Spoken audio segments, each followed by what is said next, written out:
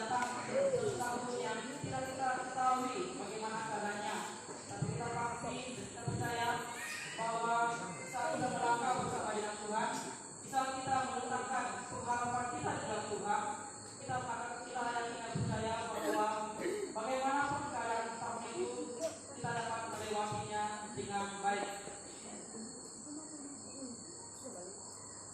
Jadi beberapa jam lagi kita akan beralih kepada tahun 2022. Kalau kita sering memperhatikan di dalam media sosial, kita akan memperhatikan dan kita akan melihat bahwa banyak orang yang akan post, mereka akan post gambar dengan caption yang mengatakan tahun baru, hidup baru, tahun baru, tahun baru, ataupun kita katakan dipermudahkan di tahun yang baru. Saya percaya kita semua pasti mengharapkan tahun yang akan kita temui ini merupakan satu tahun yang baik, merupakan satu tahun yang dapat berjalan dengan baik tanpa ada sesuatu yang menghalangi kita. Jadi kita akan melihat tema yang akan kita renungkan pada malam ini adalah 4 cara menghadapi tantangan di tahun yang baru. Sekali lagi, 4 cara menghadapi tantangan di tahun baru. Ini merupakan tema bagi kita pada malam ini. 4 cara menghadapi tantangan di tahun baru.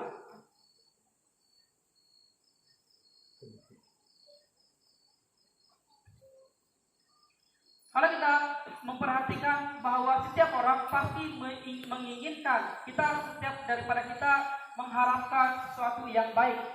Kita pasti menginginkan sesuatu yang indah di dalam tahun yang akan datang. Dan pasti tidak ada daripada kita yang mengharapkan masalah di tahun 2022. Kenapa? Karena kita yakin dan percaya bahwa daripada kita mau menikmati segala sesuatu itu dengan aman. Tidak ada daripada kita mau berhadapan ataupun mau menempuhi hari-hari kita dengan masalah. Karena masalah itu hanya menyebabkan kita tidak dapat berkomunikasi dengan baik.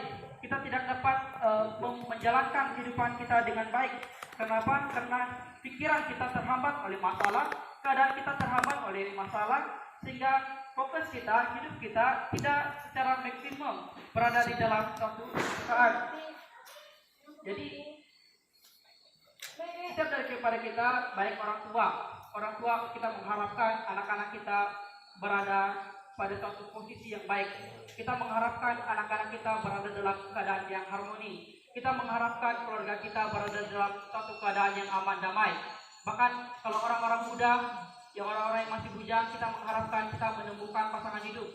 Kalau orang-orang yang berada di dalam mencuburi diri di dalam bidang perniagaan, mereka mengharapkan bisnis mereka semakin tahun semakin maju. Tetapi di sini persoalan bagi setiap pribadi kita. Apakah kita pasti di tahun 2022 nanti kita akan berhadapan atau dengan suatu tahun yang baik? Apakah kita pasti tahun 2022 akan menyajikan satu tahun yang tidak ada masalah? Apakah kita yakin dan percaya kalau kita melangkah di tahun 2022 kita bebas daripada masalah? Inilah yang menjadi persoalan kita. Kita mengharapkan sesuatu yang baik, tetapi apakah yang kita harapkan itu pasti akan terjadi di tahun 2022?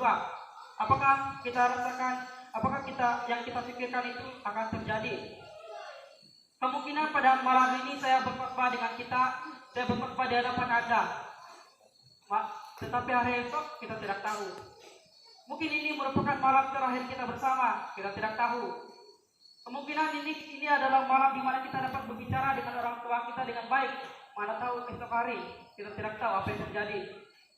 Oleh karena itu, kita akan menempuhi satu tahun yang kita tidak tahu bagaimana keadaannya. Tetapi di saat kita melangkah bersama dengan Tuhan, kita pasti tahun kita akan berjalan dengan baik-baik saja. Bukan berarti kita tidak punya masalah. tetapi di saat kita berjalan bersama Tuhan, kita pasti akan dapat menghadapi segala masalah itu dengan kekuatan, dengan hikmat yang daripada Allah. Seperti yang saya katakan bahwa selama kita masih hidup, masalah tidak pernah lepas daripada kita. Selama kita masih bernafas, masalah itu masih akan tetap berjalan bersama dengan kita. Seperti kata Rasul Paulus, kita ini mengenakan kemah. Dia menggambarkan tubuh kita, Paulus menggambarkan hidup kita sebagai sebuah kemah. Mengapa Paulus menggambarkan kehidupan kita ini sebagai sebuah kemah? Karena Paulus menyadari bahwa tubuh kita ini, bahwa kehidupan kita di dunia ini hanyalah sementara. Bila-bila masa ia akan dibongkarkan. Bila-bila masa kita akan meninggalkan kemah ini dan menyarungkan suatu tubuh yang abadi. Jadi saya menyimpulkan bahwa di saat kita melangkah ke satu tahun yang baru, sebenarnya kita melangkah untuk berhadapan dengan suatu keadaan yang besar. Di saat kita melangkah di satu tahun yang baru, sebenarnya kita membawa diri kita membawa kehidupan kita untuk berhadapan dengan segala sesuatu yang baru. Apakah itu masalah, apakah itu kejayaan, apakah itu segala sesuatu yang akan kita temui, itulah yang akan kita hadapi. Berarti kalau kita dibenarkan oleh Tuhan untuk hidup di tahun yang baru, maka dari itu kita sedang membawa hidup kita berhadapan dengan segala sesuatu yang ada di hadapan. Kemungkinan tahun 2022 menyajikan kepahitan, kita tidak tahu. Kemungkinan ia menyajikan kemanisan, puji Tuhan. Oleh itu jemaat Tuhan yang terkasih, apapun cerita kita, apapun keadaan kita di tahun yang akan datang, baik itu suka, baik itu duka, bagaimanakah kita dapat berhadapan dengannya? Pasti ada cara bagaimana kita dapat berhadapan dengan tahun 2022. Bagaimana kita dapat berhadapan dengan tantangan-tantangan yang datang. Kenapa kita fokus kepada tantangan? Karena kita manusia, ketika kita berhadapan dengan segala sesuatu yang menyeronokkan, itu sangat baik dan tidak mengganggu kita punya kehidupan. Tetapi ketika kita berhadapan dengan masalah, tidak sedikit orang yang jatuh, tidak sedikit orang yang murtad karena masalah, tidak sedikit orang meninggalkan Tuhan karena masalah. Oleh karena itu saya coba kita fokus pada malam ini kepada cabaran. Kenapa? Karena saya ingin kita melihat bagaimanakah kita dapat berhadapan dengan segala sesuatu masalah kalau kita berhadapan dengannya di tahun yang baru ini. Jadi maka dari itu mari kita bersama membuka firman Tuhan yang terdapat di dalam Yosua pasal yang pertama. Sekali lagi, Yosua pasal yang pertama ayat yang ke-6 sehingga ayat yang ke-9. Sekali lagi, Yosua pasal yang pertama ayat yang ke-6 sehingga ayat yang ke-9.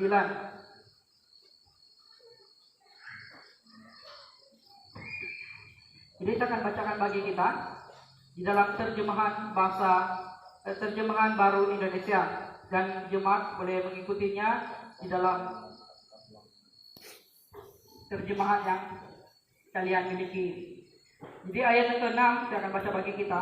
Kuatkanlah dan teguhkanlah hatimu, sebab engkaulah yang akan memimpin bangsa ini memiliki negeri yang kujanjikan dengan bersumpah kepada nenek moyang mereka untuk diberikan kepada mereka. Ayat yang ke-7, hanya kuatkan dan teguhkanlah hatimu dengan sungguh-sungguh, bertindaklah hati-hati sesuai dengan seluruh hukum yang telah diperintahkan kepadamu oleh hambaku Musa. Janganlah menyimpang ke kiri atau janganlah menyimpang ke kanan atau ke kiri, supaya engkau beruntung kemanapun engkau pergi. Ayat yang ke-8, janganlah engkau lupa memperkatakan kitab Taurat ini, tetapi renungkanlah itu siang dan malam, supaya engkau bertindak hati-hati sesuai dengan segala yang tertulis di dalamnya, sebab dengan demikian perjalananmu akan berhasil dan engkau akan beruntung. Ayat yang terakhir, bukankah telah kuperintahkan kepadamu, kuatkanlah dan teguhkanlah hatimu, janganlah kecut dan tawar hati, sebab Tuhan Allahmu menyertai engkau kemanapun engkau pergi. Jadi kalau kita melihat teks ini sebenarnya berbicara tentang peristiwa bagaimana bangsa Israel sedang menuju kepada suatu tanah yang telah dijanjikan oleh Allah kepada bangsa itu. Peristiwa ini menggambarkan bagaimana bangsa Israel telah berganti kepemimpinan yang sebelumnya dipimpin oleh Musa untuk membawa umat itu masuk kepada tanah perjanjian, tetapi Musa gagal sehingga kepemimpinan digantikan oleh Yosua, dan Yosua lah yang memimpin bangsa ini untuk masuk ke tanah perjanjian itu. Jadi apa yang dapat kita pelajari daripada teks ini adalah bagaimana peristiwa Yosua memimpin bangsa itu masuk ke tanah perjanjian dengan keadaan kita akan beralih kepada tahun yang baru. Kita akan belajar bagaimana cara Yosua memimpin bangsa itu masuk ke tanah perjanjian. Demikian juga kita akan membawa diri kita masuk kepada tahun yang baru. Jadi jemaat Tuhan yang terkasih, melalui ayat ini kita akan belajar ataupun kita akan melihat 4 poin yang akan kita bahas bersama pada malam ini. Yaitu yang pertama adalah cara yang pertama menghadapi tantangan di tahun baru adalah yang pertama mempunyai hati yang teguh dan kuat. Itu adalah poin yang pertama yang saya angkat dari ayat yang ke-6.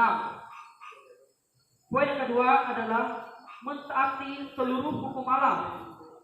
Dalam ayat yang ke-7, saya angkat dari ayat yang ke-7. Poin yang ketiga adalah membaca dan mempelajari Taurat dalam kurungan Alkitab. Itu adalah poin yang ke-8 daripada ayat yang ke-8. Dan poin yang terakhir adalah senantiasa mengingati penyertaan Allah. Itu adalah poin yang keempat yang saya angkat dari ayat yang ke-9. Jadi kita akan beralih kepada poin yang pertama, yaitu mempunyai hati yang teguh dan kuat. Di dalam kita berhadapan dengan tantangan di tahun yang baru, langkah yang pertama ataupun cara yang pertama yang dapat kita lakukan adalah kita harus mempunyai hati yang teguh dan kuat. Saya akan baca bagi kita dalam ayat yang ke-6, saya baca sekali lagi. Kuatkan dan teguhkanlah hatimu, sebab engkaulah yang akan memimpin bangsa ini memiliki negeri yang kujanjikan dengan bersumpah kepada nenek moyang mereka untuk diberikan kepada mereka. Jadi jemaat Tuhan yang terkasih, di saat Allah mengangkat Yosua sebagai pemimpin, di saat Allah memberikan suatu tugas kepada Yosua untuk memimpin umat Israel memasuki tanah Kanaan, Allah telah mengarahkan Yosua agar dia menguatkan dan meneguhkan hatinya. Tuhan menyuruh Yosua supaya ketika dia memimpin bangsa itu masuk kepada tanah Kanaan, Tuhan menyuruh Yosua supaya dia menguatkan dan meneguhkan hatinya. Jadi Alkitab terjemahan bahasa Malaysia menggunakan kata yakin dan berani. Untuk kedua kata ini, yaitu kuatkan dan teguhkan hatimu, Alkitab terjemahan bahasa Malaysia menggunakan kata yakin dan berani. Jadi kata ini sebenarnya membawa pengertian, mengeras. Jadi apa yang Tuhan katakan kepada Yosua supaya Yosua itu menguatkan dan meneguhkan hatinya, yaitu Yosua harus mempunyai hati yang keras, hati yang berani, hati yang teguh, hati yang tegas. Kenapa Yosua harus tegas? Mengapakah Allah memerintahkan Yosua supaya dia yakin dan berani? Jadi kalau kita kembali melihat kepada latar belakang Yosua, siapakah Yosua? Kalau kita melihat siapakah pribadi Yosua yang sesungguhnya? Kalau kita melihat di dalam ayat yang pertama, dijelaskan bahwa Yosua hanyalah abdi kepada Musa. Yosua dikatakan hanyalah abdi kepada Musa. Terjemahan ayat lembut, kita boleh katakan bahwa Yosua adalah penolong bagi Musa. Tetapi sebenarnya kalau kita melihat kata abdi ini secara bahasa kasarnya, bahwa Yosua ini merupakan hamba kepada Musa. Jadi kalau kita bandingkan Yosua dengan Musa, apakah yang Yosua miliki sehingga Tuhan membenarkan Yosua untuk memimpin bangsa itu untuk masuk ke tanah Kanaan? Sedangkan Yosua yang merupakan hanyalah abdi kepada Musa dipilih oleh Allah untuk menggantikan Musa untuk memimpin bangsa itu.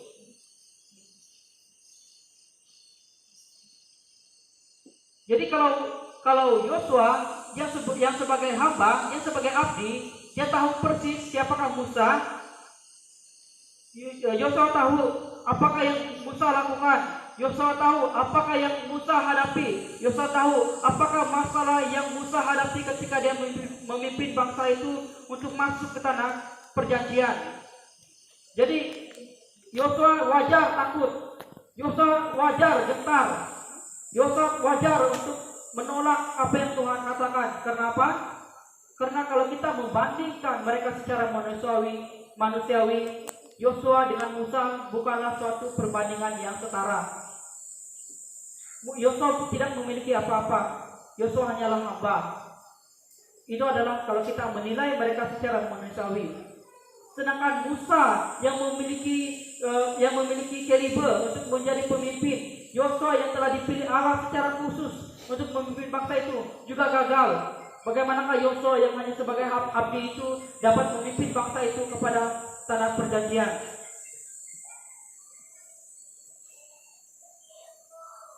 Kalau Musa juga gagal karena bangsa itu yang suka memberontak, apalagi Yosua. Kalau Musa gagal masuk ke tanah perjanjian karena Musa gagal untuk mengawal dirinya berhadapan dengan bangsa Israel, bagaimana dengan Yosua? Apakah Yosua lebih baik daripada Musa? Secara pandangan manusia, Yosua tidak lebih baik daripada Musa. Tetapi Allah tetap memilih Yosua untuk meneruskan perintahnya untuk membawa bangsa itu masuk kepada tanah perjanjian. Jadi mengapakah Tuhan mengatakan kepada Yosua supaya dia berani, supaya dia teguh, supaya dia keras, supaya dia tegas? Karena apa? Karena mungkin Yosua risau, mungkin Yosua takut, Yosua mungkin dia gentar untuk memikul satu tanggung jawab yang sangat besar itu di bahunya. Mungkin Yosua takut kegagalan yang menghantui Musa itu akan terjadi terhadap dirinya. Mungkin dia takut dia juga gagal sebagaimana Musa juga gagal. Jadi kemungkinan besar itulah yang dihadapi oleh Yosua pada saat itu, pada saat Allah memilih dia. Mungkin dia gentar akan keadaan yang akan mereka hadapi.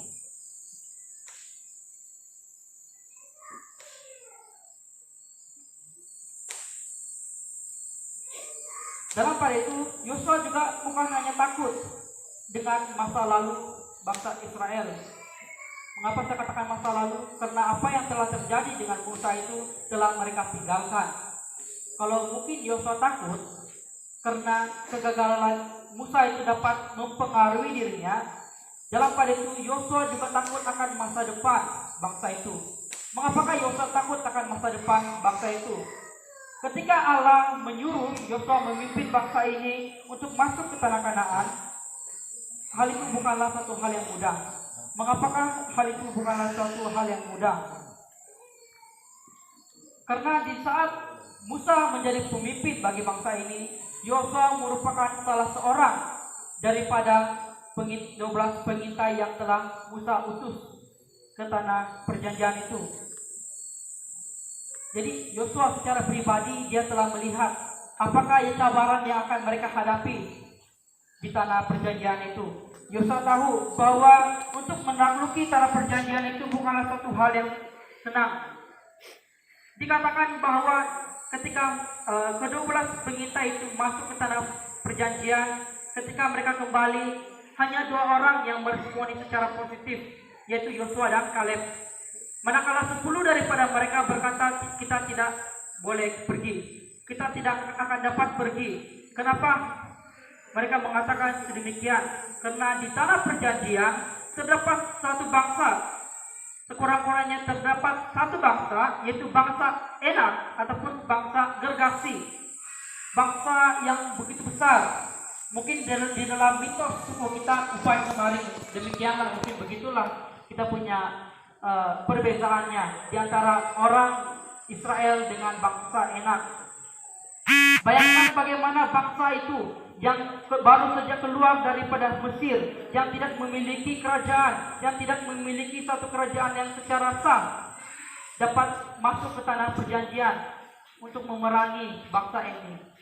Bayangkan bagaimana orang mungkin ketika itu hanya sebesar betis, mungkin ketika orang bangsa Gergasi ini melihat mereka mungkin sebesar semut, kita tidak tahu sebesar apa mereka. Tetapi itulah yang akan mereka hadapi kalau mereka melangkah masuk ke tanah perjanjian. Jadi jika perbandingan Yosua dan Musa seperti itu, mungkin wajar saja jika Yosua menjadi takut. Wajar saja Yosua menjadi takut karena dia takut akan masa lalu, yaitu kegagalan, ataupun dia juga menjadi takut karena masa depan yang mungkin juga mereka tidak dapat tempuhi oleh karena kekurangan mereka, oleh karena kelemahan mereka, oleh karena mereka tidak mampu untuk berhadapan dengannya.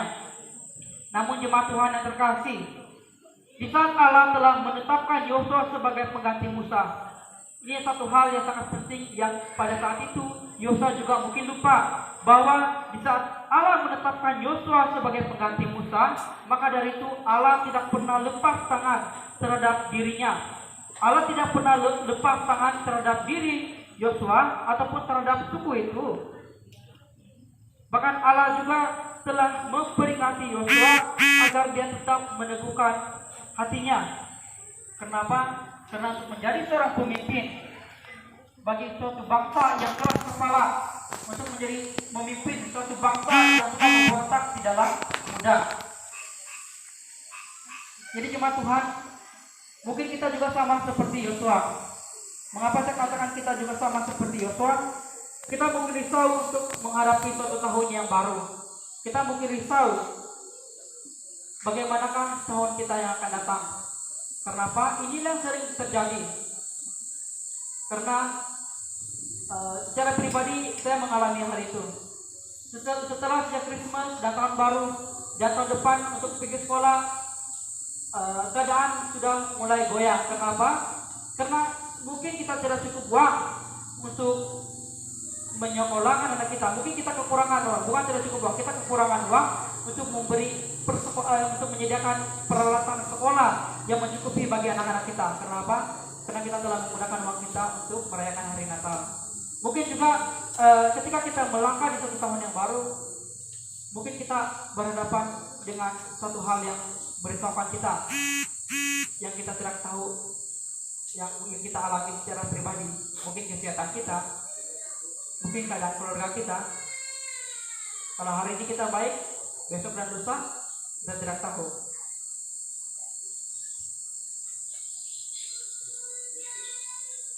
Mungkin pada tahun depan kita menemui suatu kenyataan yang pahit.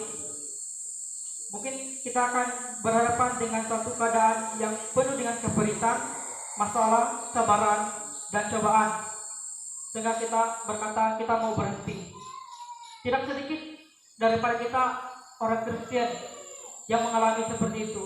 Ketika dia sedang di dalam perjalanannya menuju kepada pengakhiran di suatu tahun itu, ketika dia berhadapan dengan suatu masalah, dia lebih cenderung untuk memilih menyerah. Sehingga dia katakan, Tuhan cukup. Dia katakan, Tuhan sudahlah. Tuhan di manakah Engkau? Sehingga kita mencari keberadaan Tuhan itu di dalam setiap keadaan masalah kita. Sehingga kita membuat satu tuduhan kepada Tuhan bahwa Tuhan itu tidak pernah wujud. Tidak sedikit pada hari ini orang Kristen meninggalkan agamanya, orang Kristen meninggalkan Kristus oleh karena mereka lemah terhadap masalah. Tidak sedikit orang pada hari ini ketika dia berhadapan dengan masalah baru dia ingat Tuhan. Tapi ketika doanya sepertinya tidak dijawab oleh Tuhan, dia cenderung membawa dirinya meninggalkan Tuhan. Sebenarnya masalahnya ada di Tuhan atau ada di kita. Apakah kita pasti dan adakah kita pasti dan kita percaya kita sudah memiliki hati yang betul-betul teguh, betul-betul keras di dalam kita berhadapan dengan masalah kita, berhadapan dengan tahun-tahun kita yang akan datang? Inilah yang menjadi satu persoalan bagi kita. Apakah kita benar-benar tidak mampu melewatinya, atau kita mempunyai mentaliti seorang pecundang? Tidak sedikit daripada kita ketika pujian dinaikkan, kita katakan, Tuhanku maha besar, Tuhanku maha kuasa, Raja di atas segala raja. Kalimat yang sangat indah. Kita tahu Tuhan kita adalah Allah yang besar, kita tahu Allah kita adalah Allah yang luar biasa. Tetapi yang menyedihkan adalah anak-anaknya mempunyai mentaliti seorang pecundang. Anak-anaknya memiliki satu mentaliti seorang hamba. Kita bukan memiliki mentaliti sebagai seorang anak-anak raja. Itulah mengapa saya katakan di saat kita berhadapan dengan tahun yang baru, tahun yang mungkin menyediakan masalah bagi kita, ketika kita berhadapan dengannya, cukuplah kita memiliki hati yang teguh, cukuplah kita memiliki hati yang keras terhadap firman Tuhan, hati yang keras terhadap panggilan Tuhan, hati yang keras menyadari bahwa engkau adalah anak-anak Allah yang Allah kasihi.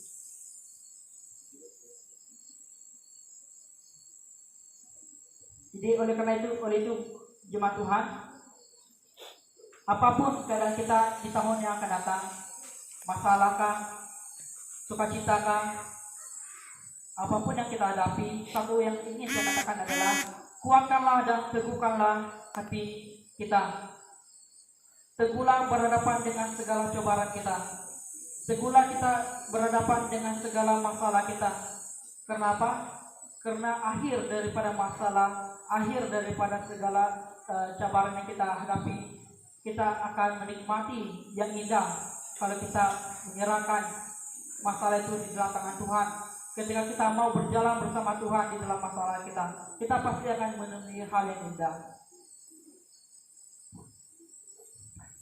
Umat Tuhan yang terkasih, bagi bilangan yang hadir pada malam ini, mungkin ada yang hadir pada malam ini bukan daripada anggota ataupun daripada jemaat yang aktif. Ini adalah satu kenyataan. Mungkin ada beberapa pribadi yang hanya kita dapat perhatikan, yang hanya dapat kita lihat pada malam Natal, malam Christmas. Jadi bagi jemaat Tuhan yang pada malam ini, mungkin kalian menyadari bahwa tantangan yang terbesar yang kau hadapi adalah dirimu. Mungkin engkau menyadari tantangan yang terbesar di dalam hidupmu pada setiap tahun adalah dirimu. Maka dari itu, satu hal yang harus kita perhatikan. Satu hal yang harus kita perhatikan adalah selama kita menyadari bahwa sikap kita, bahwa sifat kita itu menjadi tantangan terbesar bagi kita, dan kita menyadari kita adalah orang yang tidak baik, dan kita menyadari kita adalah orang jahat, dan kita menyadari bahwa kita adalah orang yang paling berdosa, itu merupakan satu hal yang baik. Kenapa? Karena Tuhan sedang mencari orang-orang yang menyadari bahwa dia adalah orang yang berdosa. Secara pribadi saya juga menyadari bahwa saya adalah orang yang berdosa. Tidak pernah lebih dan tidak kurang daripada mereka yang di sana, ataupun mereka yang berada di luar, yang mungkin pada saat ini masih tidak aktif. Kenapa? Karena itulah tujuan Tuhan. Karena itulah tujuan Natal yang kita sambut, bahwa Tuhan sedang mencari jiwa-jiwa yang sedang mencari kebenaran. Seperti kata firman Tuhan, kalau kita memiliki 100 domba, kalau satu itu hilang, yang 99 akan dia tinggalkan, dia akan mencari yang seorang. Oleh karena itu, bagi jemaat Tuhan ataupun bilangan yang hadir pada malam ini, yang merasakan di dalam hati dia tidak layak untuk hadir, dia merasakan bahwa dia adalah orang yang tidak layak di hadapan Tuhan, itu merupakan satu pikiran yang salah. Karena Tuhan tidak pernah memikirkan memikirkan keadaan kita yang sedemikian. Kenapa? Karena kita yang menjadikan diri kita itu sebagai tantangan terbesar bagi kita. Kita yang menjadikan pikiran kita itu sebagai tantangan yang sulit untuk kita atasi. Selama kita mau katakan Tuhan ini aku kuatkan diriku, aku mau melangkah bersama Tuhan, aku mau hidupku pada tahun yang akan datang menjadi lebih baik, maka Tuhan sedia untuk membawa setiap daripada kita. Tuhan mau membawa setiap daripada kita untuk melangkah dengan lebih baik di tahun yang baru ini. Jadi jemaat Tuhan, kemungkinan pada tahun ini kita gagal. Kemungkinan tahun ini kita gagal untuk menjalani tahun kita dengan baik. Kemungkinan pada tahun ini kita gagal untuk melaksanakan kehidupan kita sebagai orang Kristen dengan baik. Tetapi kita masih memiliki tahun hadapan, tahun yang mana kita diberikan kesempatan oleh Tuhan untuk memperbaiki kehidupan kita, untuk memperbaiki cara kita di hadapan Tuhan. Karena itu, setiap kehidupan kita, setiap tahun yang baru itu merupakan kesempatan yang Tuhan berikan bagi kita untuk kita melayani, untuk kita dilayani, untuk kita melaksanakan setiap tugas yang telah Allah berikan bagi kita. Nah, kita akan beralih kepada poin yang kedua, yaitu mentaati seluruh hukum Allah. Jadi untuk di dalam menghadapi tantangan di tahun baru adalah penting bagi kita sebagai orang Kristen hidup menurut segala apa yang Tuhan katakan. Jadi mengapakah mentaati seluruh hukum Allah itu menjadi sangat penting? Mengapakah hal itu sangat penting? Mengapakah mentaati seluruh hukum Allah itu menjadi sangat penting?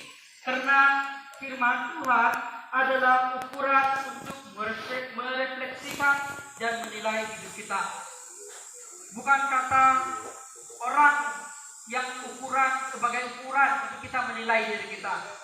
Bukan kata saya, bukan kata Pastor Gadung, bukan kata Pastor Lina, tetapi adalah kata firman Tuhan.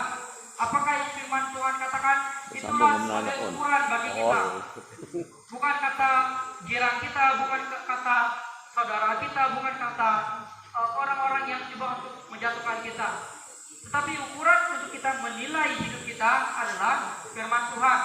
Maka itu sangatlah penting bagi kita untuk mentaati seluruh hukum Allah di dalam kita berhadapan dengan cabaran, di dalam kita berhadapan dengan tantangan di tahun yang baru. Jadi Allah menyatakan kepada Yosua agar di saat dia menjadi pemimpin baru bagi bangsa itu memasuki tanah Kanaan, haruslah Yosua mentaati seluruh hukum Allah. Di saat Allah memilih Yosua untuk memimpin bangsa itu masuk kepada tanah Kanaan, Allah sedang menyuruh Yosua, Allah sedang memerintahkan Yosua supaya dia mentaati seluruh hukum Allah. Jadi apakah itu hukum Allah? Jadi hukum Allah dapat kita simpulkan ataupun dapat kita jelaskan ataupun dapat kita lihat sebagai kitab Taurat yang terdapat di dalam ayat ke-8. Maka hukum Allah itu adalah Taurat Tuhan yang pada saat ini adalah firman Tuhan, Alkitab itulah. Jadi dapat kita ketahui bahwa Allah sedang membawa Yosua melihat bahwa firman Tuhan yang tertulis ataupun kitab Taurat pada konteks waktu itu haruslah menjadi kuasa tertinggi di dalam mana-mana bahagian kehidupan orang Israel. Allah sedang membawa Yosua melihat bahwa hukum Taurat itulah menjadi kuasa tertinggi di dalam kehidupan mana-mana orang Israel. Karena itulah Tuhan memerintahkan Yosua supaya dia mentaati seluruh hukum Allah itu. Jadi di saat Yosua ataupun di saat Yosua melihat kitab Taurat itu sebagai otoritas yang tertinggi, maka kepimpinan Yosua haruslah bertentangan dengan mana-mana gagasan, dengan mana-mana tradisi, dengan mana-mana prinsip yang tidak takluk kepada Taurat Tuhan ini. Jadi di saat Yosua menyadari bahwa Taurat itu merupakan otoritas yang tertinggi, maka Yosua yang memimpin bangsa itu haruslah tunduk kepada Taurat Tuhan, haruslah tunduk kepada hukum Allah itu untuk memimpin bangsa Israel. Yosua tidak boleh memimpin bangsa itu dengan pikirannya pribadi. Yosua tidak boleh memimpin bangsa itu dengan keinginan pribadinya, tetapi haruslah berlandaskan dengan firman Tuhan. Jadi hal yang sedemikian juga disentuh di dalam bagian Alkitab lainnya, seperti di dalam 1 Raja-Raja 2 ayat yang ketiga. 1 Raja-Raja 2 ayat yang ketiga, di mana di dalam ayat itu Daud menasihati Salomo. Daud menasihati Salomo agar dia melakukan kewajibannya dengan setia kepada Tuhan. Daud menasihati Salomo supaya ketika Salomo memimpin, haruslah dia melakukan kewajibannya dengan setia terhadap Tuhan, dengan hidup menurut jalan yang ditunjukkannya dan tetap mengikuti segala ketetapan yang telah Tuhan katakan. Salomo harus mengikuti segala perintah. Salomo harus mengikuti segala peraturan dan ketentuan yang telah Tuhan nyatakan di dalam Tauratnya. Hal ini adalah hal yang sama, di mana Yosua Allah perintahkan supaya mentaati hukum Taurat. Demikian juga ini dibicarakan oleh Daud kepada Salomo. Ini berarti orang-orang Israel harus tunduk kepada Taurat, karena Tuhan telah memberikan Taurat itu bagi mereka supaya mereka dituntun untuk hidup secara benar di hadapan Allah menuruti Taurat itu. Jadi Yosua diangkat Allah menjadi pengganti Musa memimpin bangsa itu kepada Kanaan. Kenapa? Karena Allah tidak membenarkan Musa untuk memasuki tanah perjanjian itu. Mengapakah Allah tidak membenarkan Musa untuk memasuki tanah perjanjian? Karena kelalaian Musa. Oleh karena Musa sendiri gagal secara pribadi untuk memimpin bangsa itu. Sebenarnya Musa tidak gagal memimpin bangsa itu, tetapi Musa gagal memimpin dirinya sendiri. Kenapa? Karena di saat Allah memberikan sesuatu perintah kepada Musa melanggar perintah itu. Itulah sebabnya Musa gagal masuk ke tanah perjanjian. Kenapa? Karena Musa gagal untuk membawa dirinya seturut dengan hukum Allah, seturut dengan perintah Allah. Kalau kita lihat di dalam Ulangan 4 ayat 21, Ulangan 34 ayat 4, di situ dibicarakan bahwa Allah tidak membenarkan Musa untuk masuk ke tanah perjanjian. Karena ketika Tuhan menyuruh Musa, Tuhan katakan, Musa, bicaralah kepada gunung batu itu.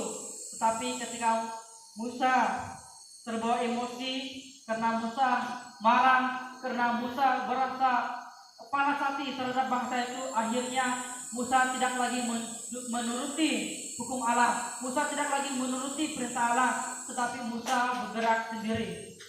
Musa lupa akan perintah Tuhan. Sehingga apa? Sehingga dia bertindak memukul bukit batu itu sehingga air pun keluar. Jadi dapat kita simpulkan bahwa segala sesuatu yang Allah katakan itu haruslah kita laksanakan tanpa ada kompromi. Apa yang Tuhan katakan di dalam firman-Nya, di dalam Alkitab, apa yang Tuhan katakan haruslah kita turuti tanpa ada kompromi, tanpa ada negosiasi. Tidak ada lagi perbincangan. Tidak ada lagi sedikit-sedikit boleh bah. Tidak ada lagi orang katakan tidak ada lagi sedikit boleh bah. Ini yang selalu kita lakukan. Kita membenarkan diri, kita membenarkan cara kita yang secara jelas itu bertentangan dengan firman Tuhan. Kita tidak lagi menturuti hukum Allah. Kenapa? Karena kita ini selalu buat hukum sendiri, sama seperti bangsa Israel yang keras kepala. Jadi pengajaran bagi kita pada hari ini adalah mentaati firman Tuhan merupakan suatu keutamaan. Mentaati firman Tuhan merupakan suatu keutamaan. Ialah suatu keutamaan. suatu kewajiban dan lantak mati. Mentaati firman Tuhan adalah suatu keutamaan, suatu kewajiban dan lantak mati. Istilah lantak mati ini tidak boleh lagi dibuka. Kalau Tuhan katakan itu, maka kita lakukan itu. Tidak ada lagi kata-katakan Tuhan katakan E, kita katakan E, kita katakan B. Kalau Tuhan katakan E. Ketaatan terhadap firman-Nya haruslah dilakukan secara sepenuhnya dan bukan sebahagian. Tidak sedikit daripada kita ini hanya mau melakukan sebahagian dari firman Tuhan. Kalau Tuhan mau kita melakukan sebahagian dari firman Tuhan, lalu mengapakah kita harus memiliki satu Alkitab? Bukankah itu sering terjadi? Pernah satu ketika kami bongkar satu rumah di seminari. Kami bongkar satu rumah panjangtung. Jadi saya dengan beberapa kawan yang ditugaskan untuk menjaga seminari, kami sedang merobohkan bangunan asrama. Jadi datang satu pekerja orang luar. Dia orang luar tapi dia bekerja bersama kami. Kami bongkar rumah. Jadi dia katakan begini, guru dia bilang, membesiku piatu dia bilang. Guru dia bilang, pergi merokok saya dulu, dia kata. Misalkan dengan saya begitu, saya pergi merokok dulu, dia bilang. Lebih baik saya beritahu, dia bilang, daripada saya menipu, daripada saya ngalung, dia bilang. Lebih baik saya beritahu saya merokok daripada saya tipu, dia bilang. Jadi saya katakan dengan dia, kau pergi merokok, kau tidak pergi merokok, jangan beritahu saya. Kenapa? Kalau saya tahu kau merokok, tapi saya tidak tegur, itu menjadi salah bagi saya. Karena saya tahu kau pergi merokok, saya bilang. Kalau kamu buat itu, tetap kau tahu itu salah, saya bilang, jangan beritahu. Kata dengan dia. Baru dia cakap begini, dia balas dengan saya, dia katakan, tetapi di dalam Alkitab tidak ada larangan yang mengatakan jangan merokok, dia kata. Itu logik, bagi dia logik, karena Alkitab tidak pernah mengatakan jangan merokok. Betul. Tapi saya mau balas dia, tapi saya pikir perasaan dia juga. Kalau kita katakan bahwa dalam Alkitab tidak ada larangan untuk kita merokok, dalam Alkitab juga tidak ada larangan untuk kita minum racun. Kenapa kita tidak minum racun? Itu kan hal yang sama. Kita sedang berusaha untuk membenarkan diri kita. Kita sedang berusaha untuk mengikuti sebagian dari firman Tuhan. Inilah sifat kita manusia. Kita hanya mau mengikuti mana yang harus kita, yang kita mau ikuti. Sementara yang lain itu kita tinggalkan, kita katakan tidak ada sedemikian. Memang betul yang dia katakan bahwa dalam Alkitab tidak ada larangan untuk minum, untuk merokok. Tetapi Alkitab juga tidak ada mengatakan, Alkitab juga tidak melarang kita minum racun, minum klorok. Kenapa kita tidak melakukan itu? Karena kita tahu kalau kita minum racun kita mati. Kita menyadari hal itu, tetapi kita berusaha untuk membenarkan diri kita. Kita berusaha untuk mengatakan, kita berusaha untuk meniadakan bagian firman Tuhan yang lainnya. Jadi oleh itu kita sebagai orang Kristen haruslah melihat untuk kita mentaati hukum Tuhan itu tidak ada kompromi. Kalau Tuhan katakan itu, maka itulah yang kita lakukan. Tidak ada sebagian. Jadi berhadapan dengan tantangan di tahun yang mendatang adalah penting bagi kita untuk mentaati firman Tuhan. Adalah penting bagi kita untuk mentaati firman Tuhan. Di dalam kita berhadapan dalam tantangan di tahun yang depan adalah sangat penting bagi kita mentaati firman Tuhan. Di saat kita mentaati firman Tuhan, di saat itulah kita sedang belajar tunduk. Di saat kita mentaati firman Tuhan, di saat itulah juga kita belajar untuk tunduk di dalam ataupun di bawah kekuasaan Tuhan. Kita belajar tunduk di bawah kaki Tuhan. Kita belajar tunduk di bawah kemuliaan Tuhan. Kita belajar tunduk di bawah kekuasaannya Tuhan. Di saat kita belajar mentaati firman Tuhan. Kenapa saya katakan demikian? Karena di saat kalau kita mentaati firman Tuhan, sebenarnya kita sedang berlawan dengan diri kita sendiri. Di saat kita mentaati firman Tuhan, sebenarnya kita sedang berperang dengan diri kita sendiri. Dan di saat kalau kita mentaati firman Tuhan, berarti kita telah mengalahkan kedagingan kita. berarti kita sedang tunduk di bawah kehendaknya Tuhan. Kita sedang tunduk di bawah kuasa Tuhan, di bawah kekudusan Tuhan, di bawah kemuliaan Tuhan. Jadi pada saat itulah kita mengetahui apakah kehendak Tuhan. Bisa kita mentaati firman Tuhan, bisa kita tunduk di bawah kekuasaan Tuhan. Di saat itulah kita mengerti dan kita mengetahui apakah kehendak Tuhan bagi setiap daripada kita. Bisa kita mentaati firman Tuhan, lah kita tahu apakah yang Tuhan inginkan bagi setiap daripada kita. Nah, pada saat kita tunduk kepada hukumnya, pada saat itulah kita benar-benar menyerahkan kehidupan kita dalam pimpinan tangan Tuhan. Jika kita hidup dalam pimpinan Tuhan, apakah yang dapat menghalangi Tuhan untuk membawa kita berjalan dengan lebih baik? Kalau kita katakan Tuhan inilah hidupku dan pimpinlah hidupku, maka dari itu apakah yang dapat menghalangi Tuhan memimpin hidup kita? Apakah ada suatu kuasa yang lebih besar daripada kuasa Tuhan untuk menggagalkan Tuhan memimpin hidup kita? Inilah yang harus kita perhatikan.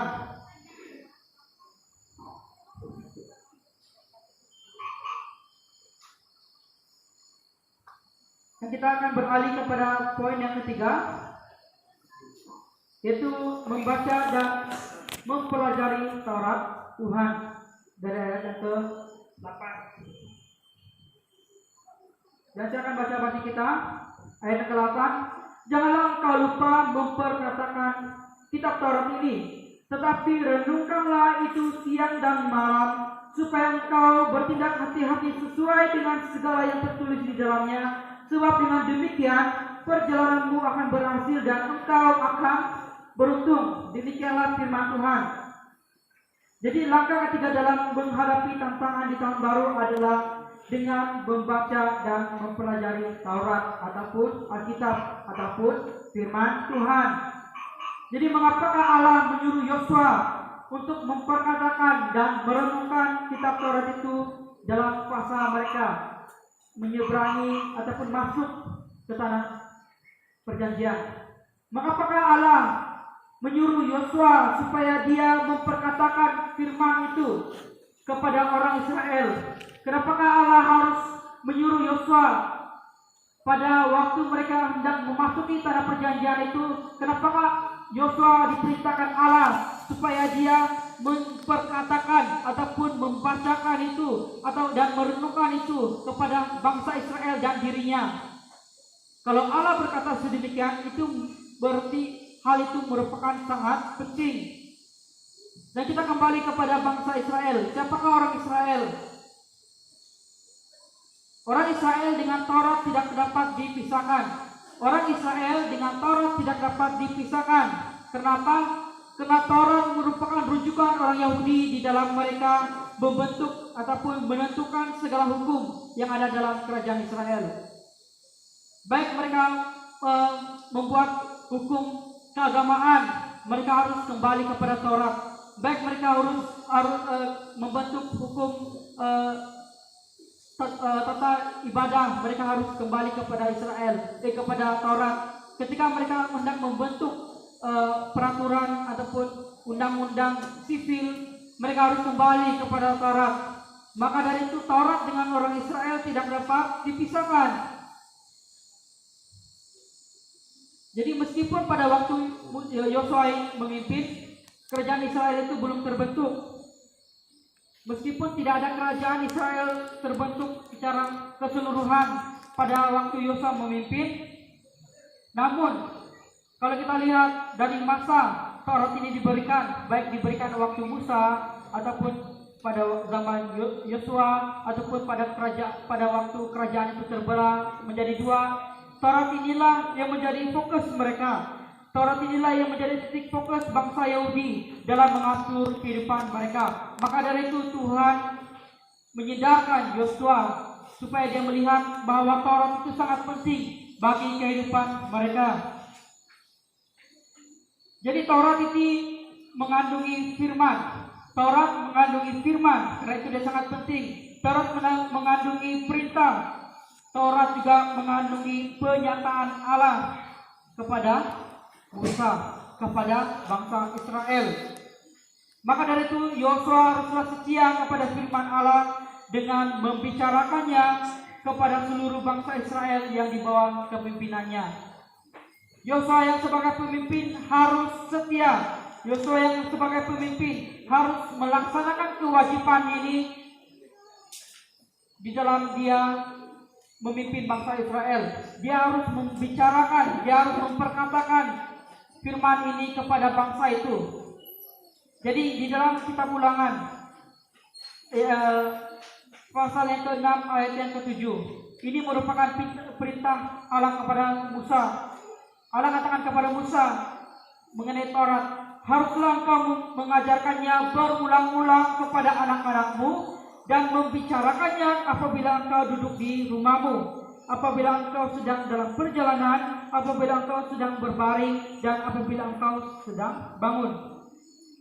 Kita dapat perhatikan seluruh hidup mereka ini haruslah dekat dengan Taurat. Maka dari itu Taurat sangat penting bagi orang-orang Israel. Taurat sangat penting bagi kehidupan mereka pada saat itu.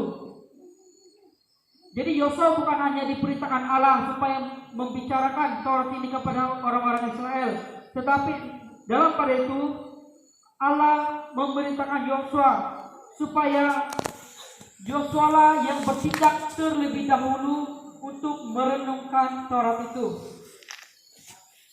Taurat itu tidak hanya dibicarakan kepada orang, tetapi terlebih dahulu Yosua lah yang harus merenungkan itu. Jadi kata merenungkan di sini ataupun dalam bahasa Ibrani-nya adalah haga.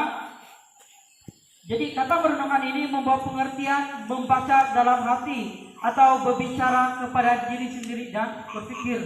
Inilah yang dikatakan merenungkan firman Tuhan, bahwa kita membacanya di dalam hati dan kita berbicara, merefleksikan diri kita dan kita berpikir, apakah kehendak Tuhan bagi kita?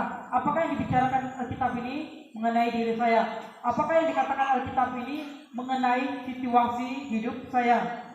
Demikianlah kita merenungkan firman Tuhan. Apakah kehendak Tuhan bagi kita di dalam firman-Nya itu? Jadi kita dapat simpulkan bahwa Allah hendak Yosua merenungkan firman itu dan menerapkannya dalam kehidupan sehariannya.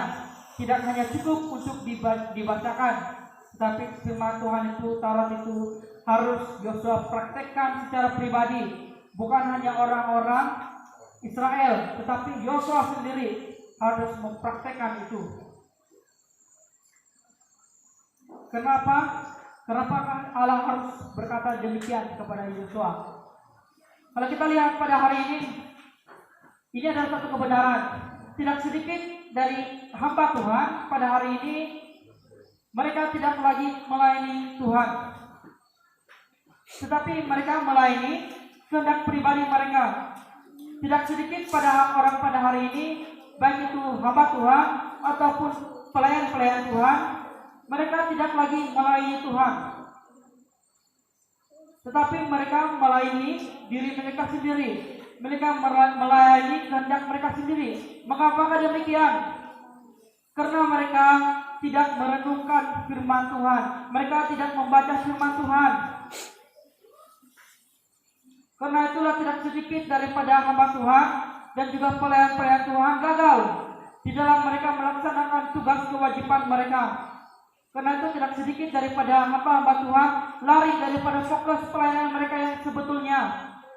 Karena mereka tidak mendekatkan diri mereka dengan membaca dan mentaati Taurat Tuhan itu. Jadi pengajaran bagi kita pada hari ini adalah memiliki firman Tuhan di dalam hati dan pikiran itu lebih penting daripada memilikinya secara kitab.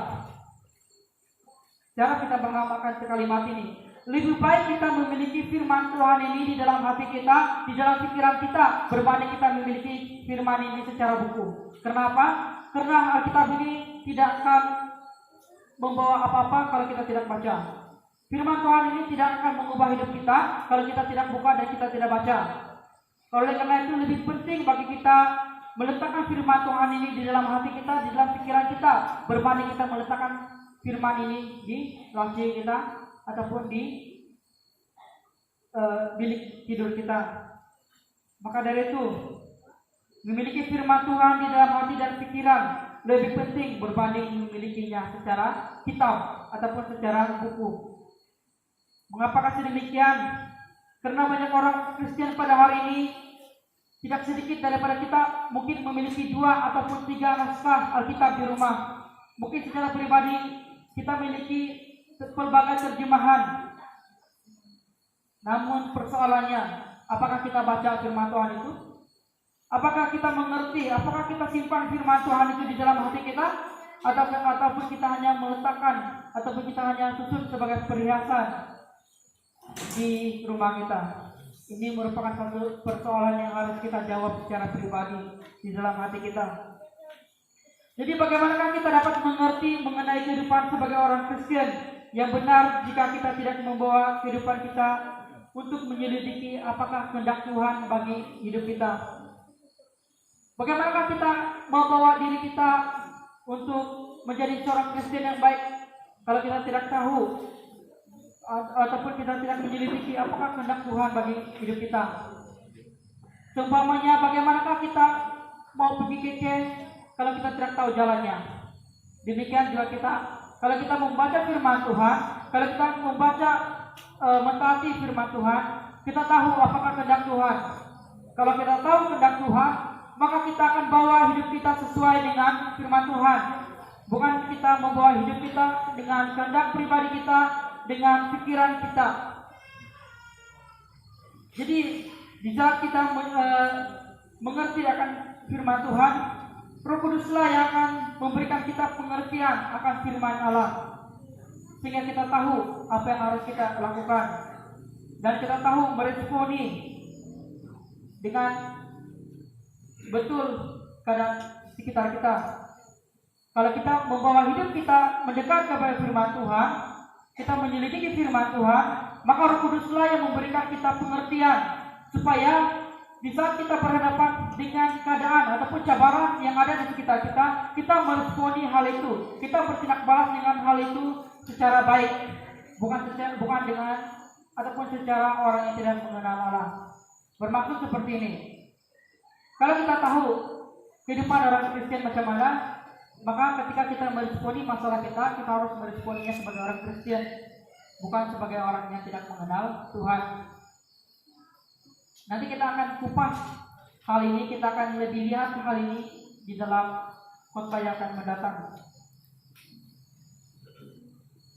Jadi orang yang mengetahui dan mentaati firman Allah dan hukumnya akan berhasil dan beruntung, karena mereka memiliki hikmat untuk hidup benar dan mencapai tujuan Allah bagi hidup mereka. Sekali lagi, orang yang mengetahui dan mentaati firman Allah dan hukumnya akan berhasil dan beruntung, karena mereka memiliki hikmat untuk hidup benar dan mencapai tujuan Allah bagi hidup mereka. Kalau kita memiliki firman Tuhan itu dan kita mengertinya, maka kitalah orang yang paling beruntung. Kenapa? Karena kita memiliki hikmat yang dari Allah. Firman Tuhan adalah hikmat yang luar biasa, hikmat yang tidak kita dapati di mana-mana buku. Bahkan sastrawan yang paling terkemuka dunia pun tidak dapat memberikan suatu jawaban ataupun suatu kata-kata yang indah sebagaimana yang dikatakan oleh firman Tuhan yang kita miliki ini. Jadi jemaat Tuhan yang terkasih, mungkin kita tidak tahu akan hari esok ataupun kita tidak tahu akan tahun depan. Tapi di saat kita membawa hidup kita mendekat kepada firman-Nya, maka kita memiliki satu kekuatan, kita memiliki satu kuasa, kita memiliki suatu kekuatan untuk menempuhi segala macam keadaan di sepanjang tahun depan. Kalau kita mendekat dengan sumber kuasa ataupun kita mendekat dengan Sang Pencipta, maka Tuhanlah yang akan memberikan kita kekuatan untuk kita dapat menempuhi tahun yang akan datang. Buktinya apa? Macam kita tahun ini, kita berjaya melewati 365 hari bukan karena kekuatan kita, tetapi karena Tuhan yang memberikan kita kekuatan dan kita dapat melewatinya dengan baik. Dan kita akan beralih kepada poin yang terakhir, yaitu sentiasa mengingat penyertaan Allah. Sekali lagi, sentiasa mengingat penyertaan Allah. Jangan baca bagi kita ayat yang ke-9. Ayat yang ke-9, bukankah telah kuperintahkan kepadamu, kuatkan dan teguhkanlah hatimu, janganlah kecut dan tawar hati, sebab Tuhan Allahmu menyertai engkau kemanapun engkau pergi. Demikianlah firman Tuhan. Mengingat penyertaan Allah dalam menghadapi tantangan di tahun yang baru merupakan langkah yang keempat. Jadi sebelum bangsa Israel memasuki ataupun lebih tepat lagi menyerangi tanah Kanaan, Allah sekali lagi meneguhkan Yosua.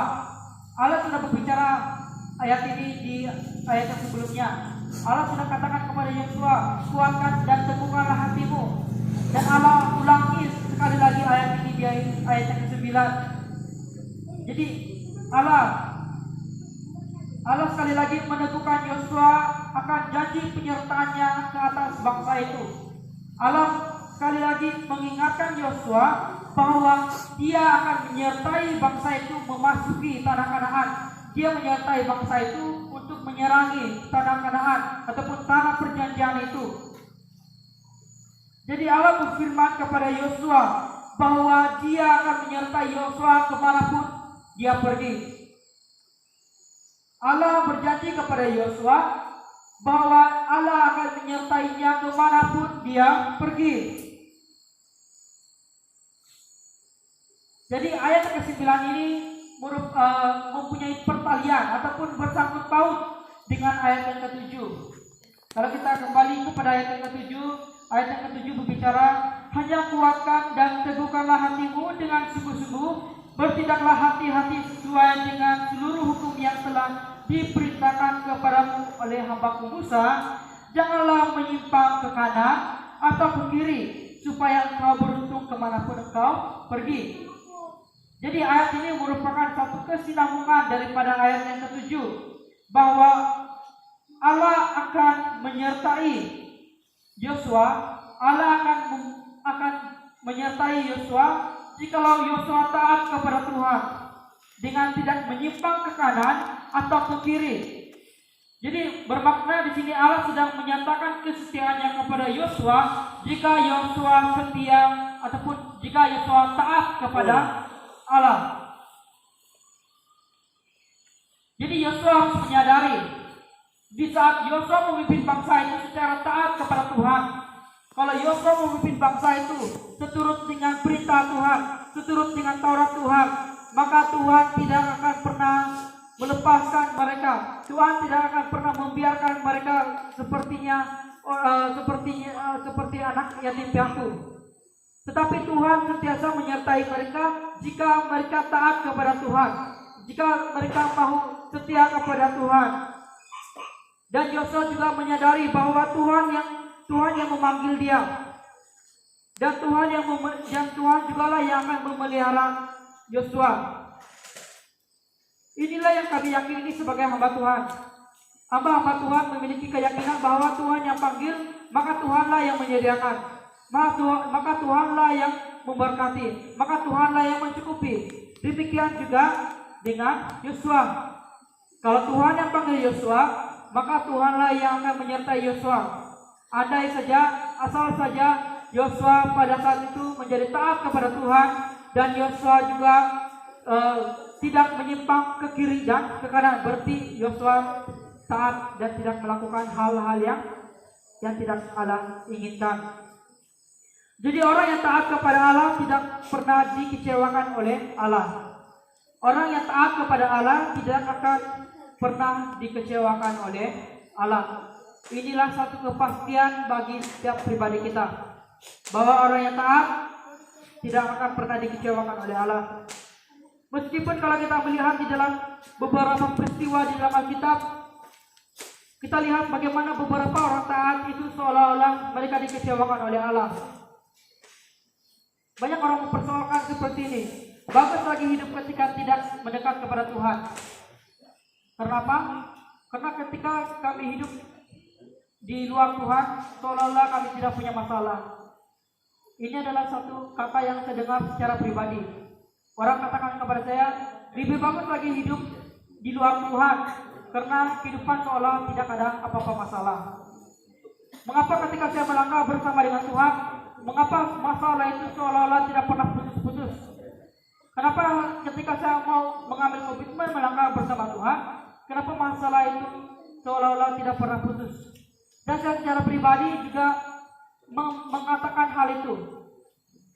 Ketika saya mengambil langkah untuk masuk ke dalam sekolah Injil, sebelumnya saya hidup dengan aman dan damai, tidak punya masalah yang besar. Maksud saya tidak ada masalah yang mampu menggoyangkan. Tetapi ketika saya masuk di dalam sekolah Injil, belum lagi satu tahun, belum lagi satu semester, sudah mulai goyah. Goyah dengan masalah yang ada di sekitar, goyah dengan keadaan seminari, goyah dengan keadaan orang-orang yang ada di samping. Dan saya mulai mempertanyakan kepada Tuhan, Tuhan, mengapa kau hidup saya lebih baik ketika saya di luar Kau? Itulah saya katakan kepada Tuhan. Tetapi sesungguhnya itu merupakan satu pikiran yang salah. Kenapa?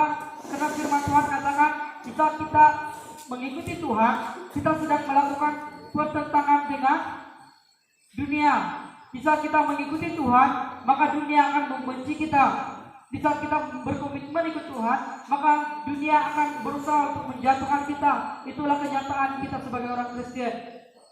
Orang Kristen adalah orang yang tidak diterima oleh dunia. Orang Kristen adalah orang yang dunia berusaha untuk jatuhkan. Itulah satu kepastian yang harus kita sadari.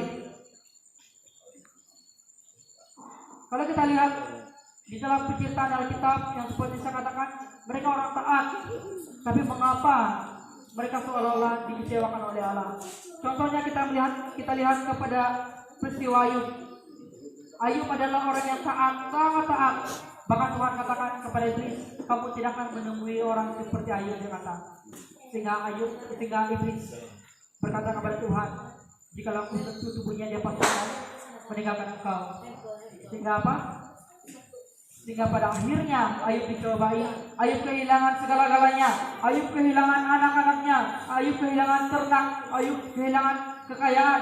Bahkan istri yang dicintainya pun berkata, kutukilah Tuhan Allahmu dan matilah. Bayangkan Ayub memiliki kesetiaan yang begitu besar terhadap Tuhan. Tetapi kalau kita lihat secara manusiawi, seolah-olah Tuhan mengecewakan Ayub. Tetapi satu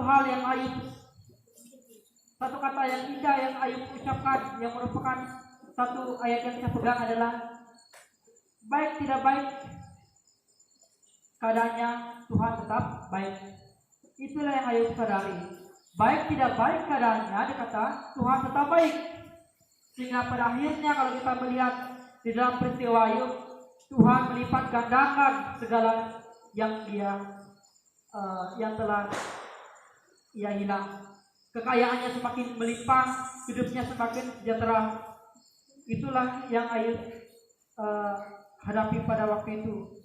Jadi tidak sedikit orang Kristen pada hari ini, terlebih lagi orang percaya, melupakan hal penting ini. Tidak sedikit orang Kristen, bahkan orang percaya, saya membedakan dua hal, orang Kristen dan orang percaya. Mereka melupakan hal yang penting ini. Mengapakah saya katakan bahwa mereka meninggalkan hal yang penting ini? Karena banyak orang menilai penyertaan Tuhan itu daripada hadirnya masalah di dalam hidup mereka.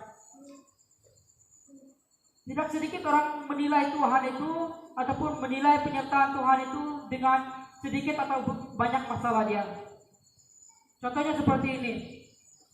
Kalau kita ditimpa masalah yang banyak, kita katakan Tuhan tidak ada. Tuhan tidak mendengar doa kita. Inilah sering terjadi. Kita menilai kehadiran Tuhan itu, kita menilai penyertaan Tuhan di dalam kehidupan kita itu dengan sedikit atau banyaknya masalah. Ini merupakan satu pikiran yang tidak benar. sedikit atau banyak masalah yang kita hadapi, Tuhan tetap ada. Cuma yang penting bagi kita adalah kita menyadari apakah yang kita lakukan itu benar, apakah keadaan atau pikiran kita itu sejalan dengan kehendak Tuhan bagi kehidupan mereka. Banyak orang mulai mempersoalkan kehadiran Tuhan di saat mereka berada dalam penuh ataupun dalam keadaan yang penuh dengan masalah. Bahkan mereka meninggalkan Tuhan. Itulah yang paling menyedihkan. Ada masalah, mereka tinggalkan Tuhan karena mereka katakan Tuhan tidak menjawab doa mereka. Inilah yang terjadi kalau kita melihat kesaksian beberapa pendeta pada saat ini yang dulu mereka adalah bomo. Kenapa mereka memilih untuk menjadi bomo? Padahal pada mulanya mereka orang Kristen, karena mereka kecewa dengan Tuhan. Mereka kecewa dengan Tuhan, lalu mereka memilih untuk menjadi bomo. Pada akhirnya mereka kalah dan mereka mengikuti Tuhan. Tidak sedikit orang-orang Kristen meninggalkan Tuhan oleh karena masalah mereka tidak kunjung selesai. Jika kita melihat kembali bagaimana Tuhan menyertai kita, seperti yang saya katakan tadi, langkah keempat adalah kita mengingat penyertaan Tuhan. Contohnya kita lihat Pastor Gadung, mungkin sekarang 28, umurnya mungkin 28 sekarang. Kalau 28 tahun itu Tuhan menyertai dia, mengapakah hari esok, apakah Tuhan tidak menyertai dia? Kalau pada saat ini mungkin umur kita sudah 50 lebih tahun, dan selama 50 lebih tahun itu Tuhan menyertai kita, apakah tahun depan Tuhan tidak menyertai kita?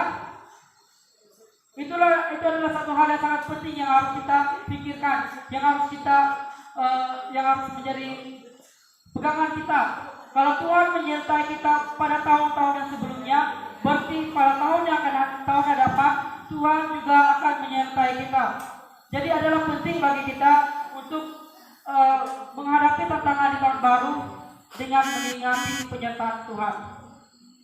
Kalau Tuhan sudah pimpin hidup kita melewati satu masalah ataupun dua masalah, berarti Tuhan juga akan pimpin kita untuk mengatasi ataupun berhadapan dengan masalah yang ke-11, ke-12, ke-13, bahkan ke-1.000.000 masalah pun Tuhan tetap pimpin kita.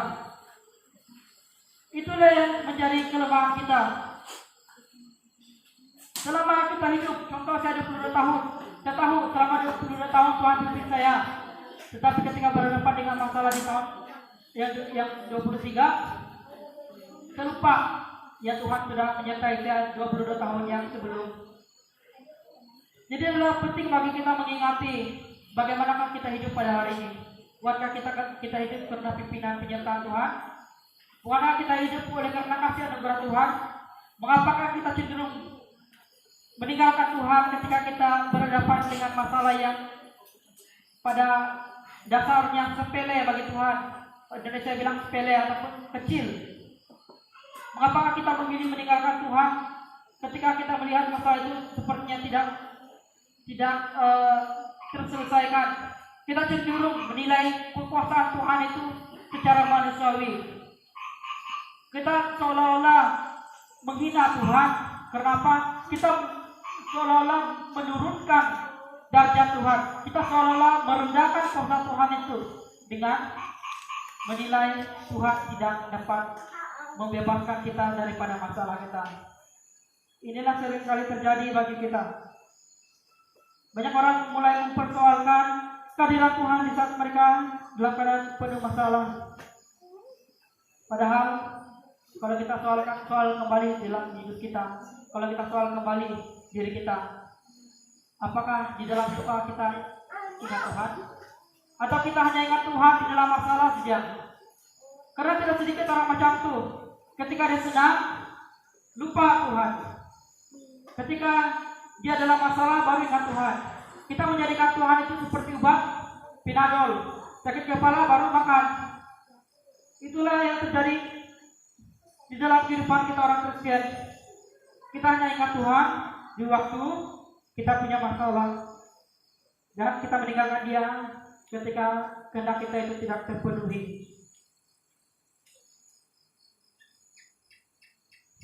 Jadi jemaat Tuhan, kita renungkan kembali hidup kita, renungkan kembali keadaan kita sebelum ini. Apa yang kita miliki? Kemungkinan dulu waktu kita kecil, mungkin kita tidak memiliki baju yang bagus, mungkin kita tidak ada TV, mungkin kita makan pun makan ubi, tidak ada beras. Mungkin dulu kita hanya orang bilang hidup secara dengan mengemis kasih orang lain. Mungkin dulu kita hidup mengharapkan ihsan daripada orang-orang yang ada di sekitar kita. Tetapi hari ini kita renungkan kembali hidup kita. Apa yang kita miliki? Kalau kita miliki, kalau kita menyadari kita diberkati oleh Tuhan, kalau kita menyadari kita miliki harta kita oleh karena Tuhan, kalau kita menyadari bahwa kita semakin diberkati, anak-anak kita semakin berjaya. Kita lihat, jika kita balik ke rumah nanti, kita balik ke rumah, kita duduk sebentar, kita berdiam. Kita perhatikan apa yang kita miliki. Dari manakah semua itu? Kalau kita katakan itu adalah dari 100% dari usaha kita, maka kita lupa satu hal yang sangat penting, bahwa semuanya itu ada karena Tuhan memberkati kita. Kita lupa satu hal yang sangat penting. Kalau kita katakan bahwa apa yang kita miliki pada hari itu oleh karena seluruhnya, oleh karena penat lelah kita lupa satu hal. Firman Tuhan katakan kita tidak memiliki kuasa untuk menghitamkan, bahkan memutihkan rambut kita. Bahkan Mazmur 127 ayat yang pertama katakan, jikalau bukan Tuhan yang membangun rumah, sia-sialah usaha orang yang membangunnya. Jikalau bukan Tuhan yang mengawal kota, sia-sialah pengawal berjaga-jaga. Apakah maknanya? Bermakna di sini, jikalau bukan Tuhan yang menyertai, jikalau bukan Tuhan yang memberkati, jikalau bukan Tuhan yang melihara hidup kita, maka semuanya itu merupakan suatu hal yang sia-sia. Bahkan Salomo katakan, ketika Salomo berada dalam kebingungan, ketika Salomo mencari Tuhan di dalam hartanya, dia tidak temui. Ketika Salomo mencari Tuhan di dalam istrinya ataupun di budik-budiknya, dia tidak temui. Ketika Salomo mencari Tuhan ataupun mencari keselesahan jiwanya dengan segala harta miliknya, dia tidak temui. Sehingga Salomo katakan segala sesuatu yang dibawa matahari adalah sia-sia. Mengapakah sia-sia? Karena dia tidak berjalan sesuai dengan pimpinan penyertaan Tuhan. Kalau pada hari ini kita miliki ataupun kita punyai harta yang lebih daripada orang lain, maka itu karena Tuhan memberkati kita. Bukan berarti mereka yang miskin itu Tuhan tidak berkati. Tuhan berkati mereka dengan cara yang berbeda. Mungkin Tuhan memberkati mereka dengan kesehatan yang baik. Mungkin Tuhan memberkati mereka dengan anak yang baik. Tuhan memberkati kita dengan cara yang tersendiri, dengan keadaan yang berbeda-beda sesuai dengan kehendak Tuhan, sesuai dengan maksud Tuhan bagi setiap hidup kita. Jadi kesimpulannya bagi kita tidak tahu apa yang disajikan oleh tahun yang akan mendatang ini. Pahit manis kehidupan itu pasti ada. Kita tidak tahu akan hari esok. Sebagai macam mana lagu Kidung Jemaat mengatakan, aku tahu karena aku tak tahu akan hari esok. Dia kata, tapi apa yang aku percayakan, apa yang aku taruhkan, itulah yang Tuhan sediakan. Kita tidak tahu apa hari esok. 30 menit lagi kita akan melangkah ke tahun yang baru. Kita tidak tahu apa yang ada di hadapan kita. Tetapi selama kita mau berjalan bersama dengan Allah, maka kita pasti akan melewatinya dengan luar biasa. Selama kita mau berjalan dengan Tuhan, maka apapun pergumulan kita di tahun yang mendatang pasti dapat kita atasi. Apapun masalah kita di tahun yang datang pasti dapat kita hadapi dengan baik. Kalau kita mau berjalan bersama dengan Tuhan, jangan pernah berpikir kehadiran masalah dalam kehidupan kita sebagai bukti Allah tidak menyertai. Jangan pernah berpikir bahwa masalah itu adalah bukti bahwa Tuhan tidak menyertai kita. Kenapa? Karena masalah, cabaran dan rintangan sebenarnya membentuk diri kita. Masalah sebenarnya membentuk diri kita, membentuk iman kita agar kita menjadi semakin murni. Alkitab mengatakan kita ini seperti tanah liat yang di dalam perapian, emas. Kita ini seperti emas yang dimurnikan di dalam perapian. Bahkan di dalam 2 Korintus Allah mengatakan bahwa cukuplah kasih kurniaku bagimu, justru dalam kelemahanlah kuasaku menjadi sempurna. Sekali lagi, cukuplah kasih kurniaku bagimu, justru dalam kelemahanlah kuasaku menjadi sempurna. Apakah itu? Itu bermakna kalau kita berhadapan dengan masalah, itulah kesempatan bagi kita untuk melihat pekerjaan Tuhan. Ketika kita berhadapan dengan masalah, disitulah kita dapat melihat bagaimanakah kuasa Tuhan itu bekerja dalam hidup kita. Inilah yang sering terjadi, yang sering saya alami. Di dalam kekurangan, Tuhan menyediakan. Di dalam kelemahan tubuh, Tuhan menyembuhkan. Di dalam segala sesuatu yang kami kerjakan, Tuhan pasti menyediakannya. Jikalau kami ataupun jikalau kita mau berjalan ataupun mau menyerahkan kehidupan kita sesuai dengan pimpinan penyertaan Tuhan. Jadi ada 4 hal yang harus kita perhatikan di dalam kita berhadapan dengan tahun yang akan datang. Ada 4 hal yang harus kita lakukan untuk kita berhadapan dengan cabaran di tahun yang baru. Sekali lagi saya ulangi. Yang pertama, mempunyai hati yang teguh dan kuat. Yang kedua, mentaati seluruh kemalan. Yang ketiga, membaca dan mempelajari Taurat ataupun Alkitab. Dan yang terakhir, sentiasalah kita mengingati penyertaan Allah di dalam kehidupan kita. Jadi, jemaat Tuhan, mari kita berdoa dan saya pimpin kita dalam doa. Bapak Surgawi, hamba-Mu telah menyelesaikan tugasnya menyampaikan kebenaran firman-Mu. Bapak, ampuni anakku ini di dalam kekurangannya, di dalam kekurangan di dalam menyampaikan firman-Mu ya Tuhan. Oleh karena kemanusiaannya, hamba-Mu berdoa Bapak Surgawi, kiranya Roh Kudus mula yang mengambil alih pada saat ini, yang membawa firman-Mu ke dalam hidup setiap anak-anak-Mu yang ada pada malam ini Tuhan. Biarlah benih firman-Mu itu Tuhan tercampak di hati mereka, bahkan bertumbuh dan berbuah dan menjadi berkat bagi orang yang ada di sekitar mereka ya Tuhan. Bapak Surgawi, hamba-Mu berdoa agar setiap daripada kami yang ada pada malam ini, ketika kami melangkah di tahun yang baru, kami melangkah bersama dengan Tuhan. Bisa kami melangkah di tahun yang baru, kami melakukan kehendak Tuhan. Kami tahu penyertaan Tuhan di dalam hidup kami. Kami tahu bagaimana kami harus mendekati dengan sumber kekuatan roh kami, yaitu Tuhan. Bagaimana kami harus mendekat dengan Allah yang merupakan sumber kuasa, sumber kekuatan, sumber segala sesuatu bagi hidup kami ya Tuhan. Hamba-Mu berdoa Bapak Surgawi agar Kau berkati setiap jemaat-Mu yang ada di SIB Mulia Dulu ini, di dalam kehidupan mereka, di dalam segala kehidupan anak-anak mereka, di dalam pekerjaan mereka ya Tuhan. Mungkin Bapak, kami tidak tahu apa yang disajikan oleh tahun akan datang.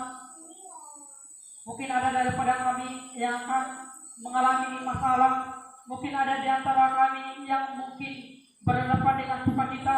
Mungkin ada daripada kami mengalami hal yang buruk. Tapi kami mau katakan Tuhan, bahwa di saat kami mau menyerah kepada Engkau, di saat kami mau menyerahkan kehidupan kami pribadi kami di dalam tangan Allah, kami yakin dan percaya bahwa kami akan melewati tahun yang dapat dengan baik. Kami akan melewati tahun yang dapat dengan berkat pimpinan penyertaan Tuhan. Bukan karena kekuatan kami, tapi oleh karena kasih anugerah Allah semata-mata bagi hidup kami. Oleh karena itu Tuhan, hamba-Mu berdoa bagi seluruh jemaat yang hadir pada malam ini. Biar kiranya mereka diteguhkan di dalam pikiran mereka, hati mereka, agar iman mereka dikuatkan oleh Allah, agar Kudus memimpin mereka, agar mereka terus maju sebagai anak-anak-Mu yang mengetahui identitas mereka sebagai anak dan bukan lagi hamba, sebagai anak yang merupakan pewaris kerajaan surga, yang merupakan anak kepada Sang Raja, yang merupakan anak kepada oknum yang tertinggi di alam semesta, ya Tuhan. Oleh itu Bapa Surgawi, ketika kami menyadari akan identitas kami, maka kami tidak seharusnya menjadi orang yang lemah. Kami tidak seharusnya menjadi orang yang memiliki mentaliti seorang pecundang, tetapi kami harus memiliki mentaliti seorang pemenang, mentaliti seorang anak raja. Oleh itu Tuhan, kami berdoa, berkati setiap kami, kesehatan kami, berkati kehidupan kami, berkati setiap yang kami lakukan, ya Tuhan. Selagi hidup kami sesuai dengan kebenaran firman Allah, kami yakin dan percaya bahwa kami akan hidup baik-baik saja jikalau kami tetap setia kepada Tuhan. Oleh itu Bapak, kami berdoa dan kiranya Bapak juga Engkau memperkenankan doa ini dalam nama Yesus kami berdoa dan mengucap syukur. Amin. Dan saya serahkan kepada yang memimpin acara.